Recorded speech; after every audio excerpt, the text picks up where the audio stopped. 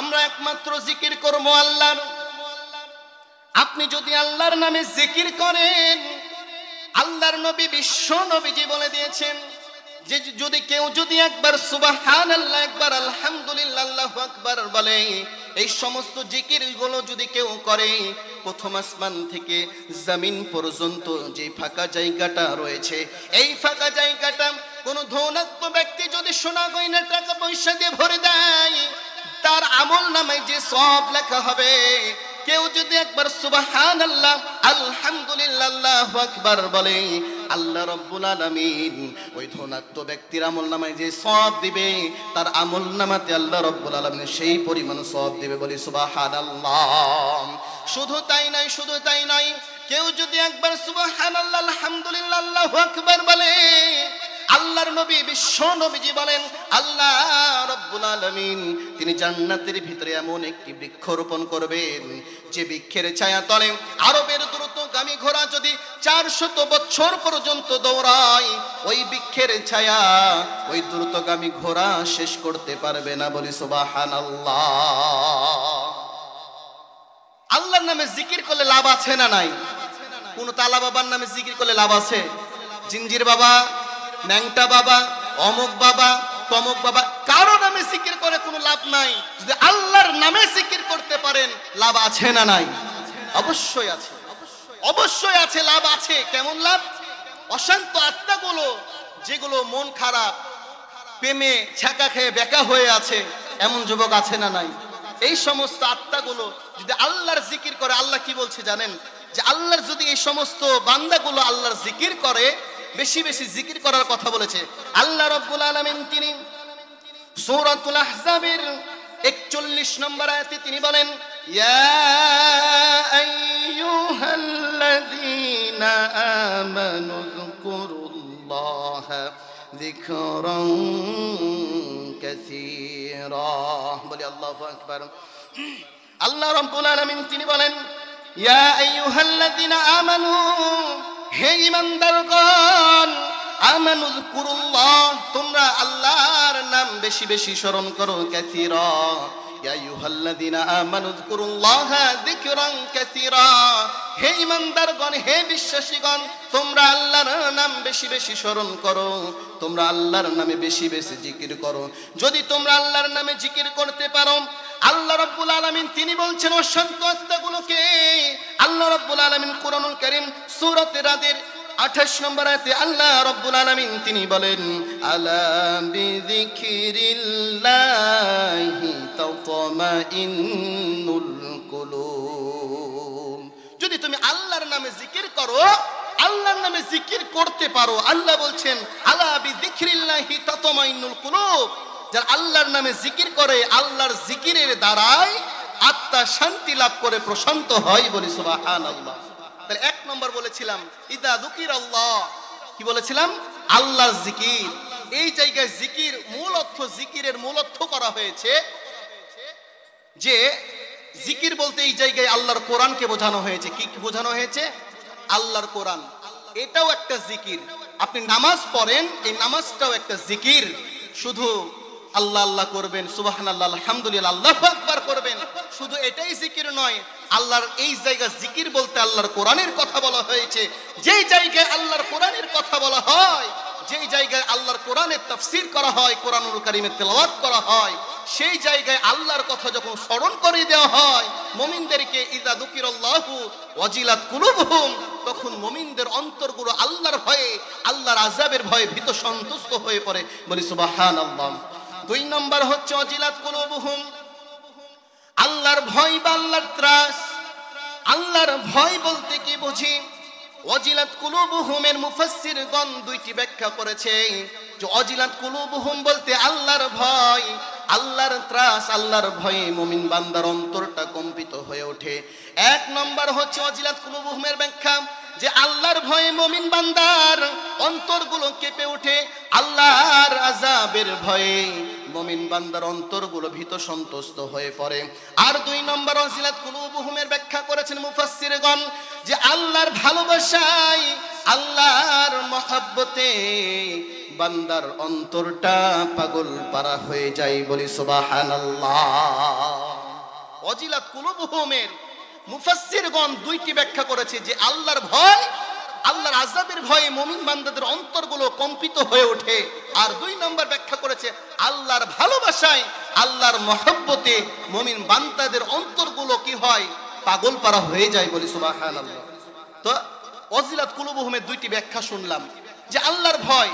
তো ওয়াজিলাত কুলুবুহুমের আল্লাহর ভয়ের মূল ব্যাখ্যাই হচ্ছে এমন, যদি কারো অন্তরে আল্লাহর ভয় থাকে, আগামী 31শে ডিসেম্বর 31st নাইটে যুবকগুলো জমিনকে কাঁপিয়ে গান বাজনা করতে পারতো না। কথা বলুন ঠিক কি না?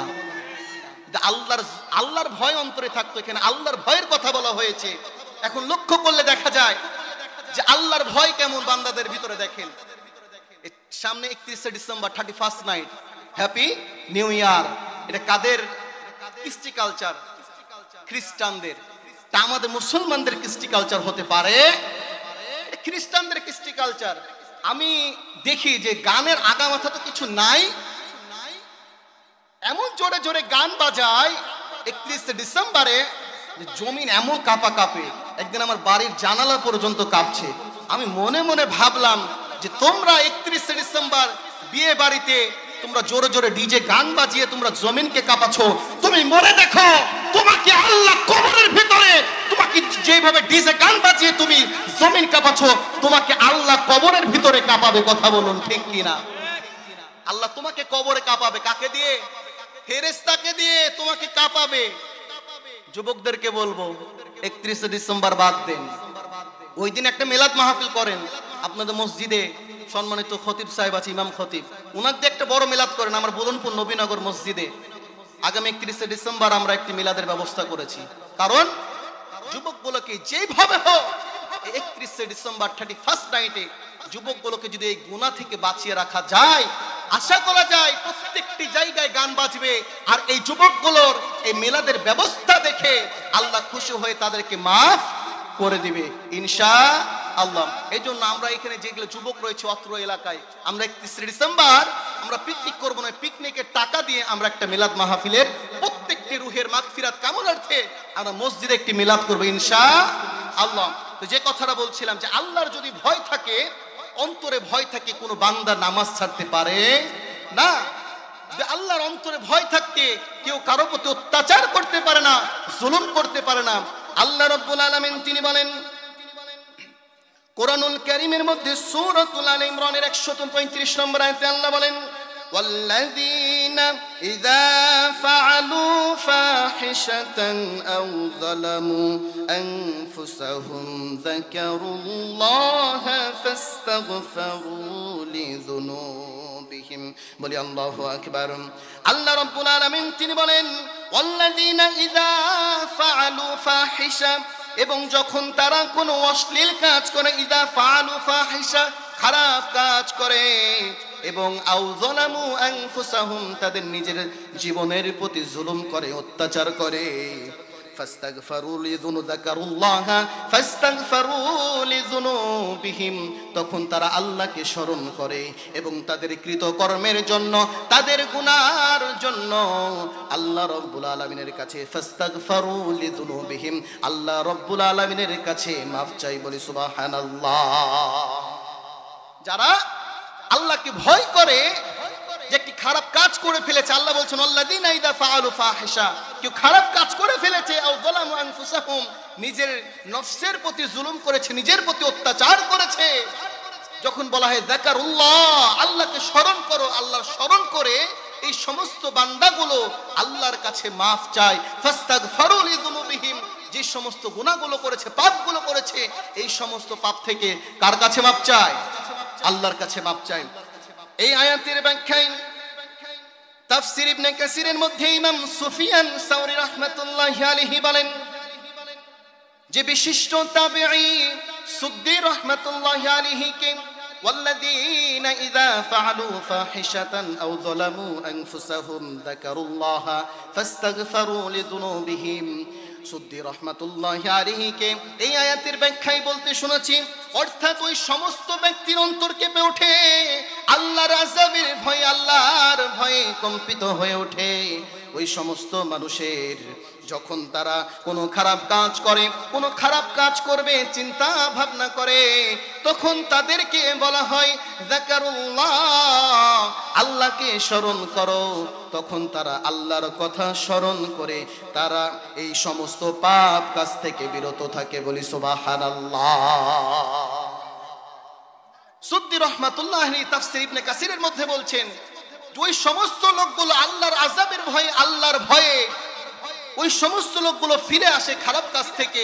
যখন বলা হয় কি যে তোমরা আল্লাহকে স্মরণ করো, কে বলছেন? তাফসীর ইবনে কাসিরের মধ্যে সুফিয়ান সাউরি রহমাতুল্লাহি আলাইহি তিনি বলছেন যে সুদ্দি রহমাতুল্লাহ আলাইহি এই আয়াতের ব্যাখ্যা করেছেন, আল্লাহর প্যারা নবী বিশ্ব নবী জনাবে মুহাম্মদুর রাসূলুল্লাহ সাল্লাল্লাহু আলাইহি ওয়াসাল্লাম, যার আগে পিছে কোনো গুনাহ নাই, আল্লাহ রাব্বুল আলামিন তিনি সমস্ত গুনাহগুলো মাফ করে দিয়েছেন, সমস্ত ভুল ত্রুটিগুলো ক্ষমা করে দিয়েছেন। আল্লাহর প্যারা হাবিব বিশ্ব নবীজি কেমন আল্লাহকে ভয় করত, আল্লাহকে কেমন ভয় করত। আল্লাহর প্যারা হাবিব বিশ্ব নবীজি সাহাবীদেরকে মসজিদে নববীতে বসে থেকে সাহাবীদেরকে বললেন, ওরে আমার সাহাবীরা, আমি যদি তোমাদের কাছে কোনো অন্যায় করে থাকি, অপরাধ করে থাকি, আমি যদি তোমাদের কাছে কোনো অন্যায় করে থাকি, তোমাদের কাছে কোনো অপরাধ করে থাকি, তাহলে তোমরা আমাকে মাফ করে দিও, ক্ষমা করে দিও। আর যদি মাফ না করার মতো হয়, আর যদি ক্ষমা করার মতো না হয়, ওরে আমার সাহাবীরা, তোমরা আমার শরীরে আঘাত করে প্রতিশোধ নিয়ে নাও। বলি সুবহানাল্লাহ।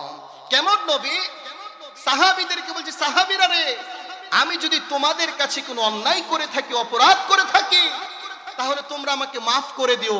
আর যদি মাফ না করার মতন হয়, তাহলে তোমরা সমস্ত সাহাবীরা আমার শরীরে তোমরা আঘাত করে তোমাদের প্রতিশোধটা নিয়ে নাও। বলি সুবহানাল্লাহ। কেমন নবী, কেমন আল্লাহকে ভয় করত। কারণ যদি প্রতিশোধ না নেয়, আপনি একজনের প্রতি জুলুম করেছেন, অত্যাচার করেছেন, এই মানুষটা যদি আপনার মনের মধ্যে গোরসা রাগ যদি রেখে দেয়, কাল কিয়ামতের ময়দানে আল্লাহর কাঠগড়ায় আসামি অবস্থায় আপনাকে দাঁড়াতে হবে। এই জন্য আল্লাহর প্যারা হাবিব বিশ্ব নবীজি তিনি বলছেন যে সাহাবীরা, তোমরা যদি মাফ না করার মতন হয়, তোমরা আমার শরীরে আঘাত করে প্রতিশোধ নিয়ে নাও। একজন সাহাবী উঠে দাঁড়ালেন, ওই সাহাবী বললেন, ইয়া রাসূলুল্লাহ, ইয়া হাবিবাল্লাহ, আমি আপনাকে মাফ করব না, ক্ষমা করব না। সমস্ত সাহাবীরা রাগান্বিত হয়ে গেলেন, হযরতে ওমর রাগান্বিত হয়ে গেলেন, প্রত্যেকটা সাহাবী রাগান্বিত হয়ে গেলেন। ওরে সাহাবী, তুই কি বললি? তুই আল্লাহর প্যারা হাবিব বিশ্ব নবীজিকে মাফ করবি না কেন? ওই সাহাবী বললেন, ইয়া রাসূলুল্লাহ, ইয়া হাবিবাল্লাহ, আমি আপনাকে এই কারণেই মাফ করতে পারবো না, আপনি যখন কোনো যুদ্ধের ময়দানে যাচ্ছিলেন, তখন আমি আপনার ঘোড়ার পিছনে ছিলাম, আপনি ঘোড়ার উপরে সওয়ার করে যাচ্ছিলেন, আর আপনার চাবুকটা ওই ঘোড়াতে মারছিলেন, ওই ঘোড়াতে চাবুক লাগে নাই, চাবুক লাগে নাই। ইয়া রাসূলুল্লাহ, ওই চাবুকটা আমি সাহাবী আমার পিঠে লেগেছে। ইয়া রাসূলুল্লাহ, ইয়া হাবিবাল্লাহ, যতক্ষণ পর্যন্ত না আমি আপনার শরীরে আঘাত করব, ততক্ষণ পর্যন্ত আমি সাহাবী আপনাকে মাফ করতে পারবো না। বলে নাউজুবিল্লাহ। সাহাবীর কথা শুনে আল্লাহর প্যারা হাবিব বিশ্ব নবীজি বললেন, আমার সাহাবীরা, ওই সাহাবীকে তোমরা কিছু বলবে না, ওই সাহাবীকে আমার দিকে পাঠিয়ে দাও, ওই সাহাবীকে তোমরা কিছু বলবে না। ওই সাহাবী আল্লাহর প্যারা হাবিব বিশ্ব নবীজির দিকে ছুটে গেলেন। ওই সাহাবী গিয়ে বললেন, ইয়া রাসূলুল্লাহ, ইয়া হাবিবাল্লাহ, যখন আমার পিঠে চাবুক লেগেছিল, যেই সময় আমার পিঠে চাবুক লেগেছিল, আমার পিঠে শরীরে কোনো জামা ছিল না। ইয়া রাসূলুল্লাহ, ইয়া হাবিবাল্লাহ, আপনার পিঠ মোবারক থেকে যতক্ষণ পর্যন্ত না জামাটা তুলবেন, আমি সাহাবী আপনাকে আঘাত করব না। বলি সুবহানাল্লাহ। আল্লাহর প্যারা হাবিব বিশ্ব নবীজি সাহাবীদেরকে অর্ডার করলেন, সাহাবীরা রে, তোমরা ঘরের মধ্যে যাও, একটি চাবুক নিয়ে আসো। ওই সাহাবীর হাতে চাবুকটি দিলেন। ওই সাহাবী চাবুকটি নিলেন। আল্লাহর প্যারা হাবিব বিশ্ব নবীজি পিঠ মোবারক থেকে যখন জামাটা তুললেন, ওই সাহাবী লক্ষ্য করে দেখলেন আল্লাহর প্যারা হাবিব বিশ্ব নবীজির ডান কাঁধে নবুয়তের সিলমোহরটা নূরের আলোয় ঝলঝল করছিল। ওই সাহাবী আর বরদাস্ত করতে পারে না, ওই সাহাবী আর বরদাস্ত করতে পারে না। ওই সাহাবী চাবুকটাকে দূরে ফেলে দিল। আল্লাহর প্যারা হাবিব বিশ্ব নবীজিকে ওই সাহাবী জড়িয়ে ধরে নবুয়তে সিলমোহরের উপর চুমা খেলো, বলি সুবহানাল্লাহ। ওই সাহাবী দেখলেন আল্লাহর নবী বিশ্ব নবীজির ডান কাঁধে নবুয়তের সিলমোহরটা নূরের আলোয় ঝলঝল করছিল। সাহাবী আর বরদাস্ত করতে পারলেন না, চাবুকটি দূরে ফেলে দিল। ওই সাহাবী আল্লাহর প্যারা হাবিব বিশ্ব নবীজিকে জড়িয়ে ধরে নবুয়তের সিলমোহরের উপর চুমো খেয়েছে, বলি সুবহানাল্লাহ। আল্লাহর প্যারা হাবিব বিশ্ব নবীজি বললেন, সাহাবী রে, তুই এই কি করলি, কি করলি? তুই আমাকে মারা বাদে, তুই আমাকে আঘাত করা বাদে, তুই আমাকে পবিত্র করা বাদে তুই কি করলি, কি করলি? আল্লাহর নবী বিশ্ব নবীজির সাহাবী বললেন, ইয়া রাসূলুল্লাহ, ইয়া হাবিবাল্লাহ, আমার যদি আঘাত করার অনুমতি থাকে আপনাকে মাফ করে দিয়ে আপনাকে চুমু খাওয়ার অধিকার আমি সাহাবী আমার আছে, বলি সুবহানাল্লাহ। আল্লাহর নবী বিশ্ব নবীজি এমন ভয় করতেন যে কাল কিয়ামতের ময়দানে আল্লাহর কাঠগড়া আসামি অবস্থায় যদি না দাঁড়াতে হয়, এই জন্য সাহাবীদেরকে বললেন, তোমরা প্রতিশোধ নিয়ে নাও, তোমাদের প্রতিশোধ নিয়ে তোমরা আমাকে কি করো, পবিত্র করো। আর আজকে আমরা যেভাবে পারি অন্য মানুষের উপর জুলুম করি, অত্যাচার করি। স্বৈরাচার সরকারকে দেখেছিলাম যে তারা নির্মম মানুষগুলোকে, ছাত্রগুলোকে যে 5 আগস্টের পূর্বে নির্মম ভাবে হত্যা করেছে, করেছে কি করে নাই? করেছে। তাদের মধ্যে কি নাই? আল্লাহর ভয় নাই। নির্দোষ আলেম ওলামাকে গুলি করেছে এমন ভাবে, প্রত্যেকটা নির্দোষ আলেম ওলামাকে, কোরআনের পাখিগুলোকে জেলখানায় বন্ধ করে